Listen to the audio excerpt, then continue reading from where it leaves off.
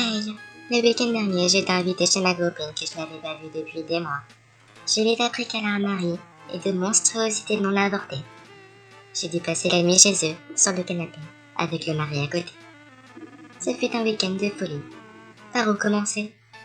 Prenons le samedi soir, tous autres devant la télé. Je me faisais bien chier comme une pute entre deux rendez-vous devant un match de foot. Une boisson chaude à la main, j'ai crié comme jamais quand un idiot manqua son but. Ma boisson s'est renversée sur, comme par hasard, le pantalon de l'autre bouffon de Marie. Il y a eu comme un malaise. Le pire était encore à venir. J'aurais dû m'en douter. Pour le dîner déjà, c'était dégueulasse. Je ne peux même pas poser de nom dessus. Avec la canicule, tous les queues étaient à l'air. Un gosse de 17 ans en caleçon et un petit idiote en t-shirt culotte. Le problème est que moi, j'étais habillée de manière plutôt distinguée. Alors pour ne pas être exclue, j'ai commencé à faire comme eux et à me dessaper. Ils m'ont dévisagé. Je me suis revêtue quand j'ai vu que le caleçon du mioche grossissait à vue d'œil.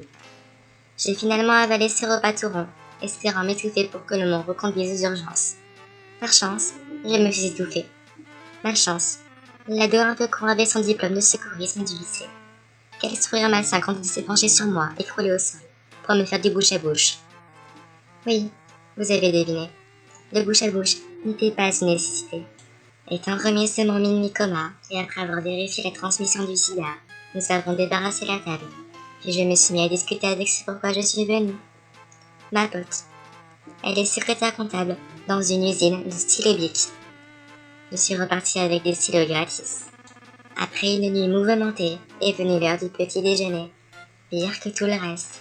Heureusement que je m'en allais avant le déjeuner. J'aurais pas supporté. Même le pain de mie était infect. J'ai tout refilé à leur chat qui s'est étouffé après 2 bouchées. Heureusement qu'ils ont un fils ayant son diplôme de secouriste du lycée, qui sait parfaitement pratiquer les bouches à bouche. Oui, vous avez deviné. Ce n'était pas une nécessité. Est venu 11 heures.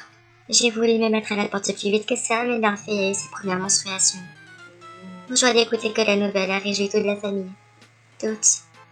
Après un verre de vin pour l'occasion, j'ai enfin pu m'éclipser. Quel week-end éprouvant. J'ai vraiment hâte de les inviter à mon tour. À une prochaine.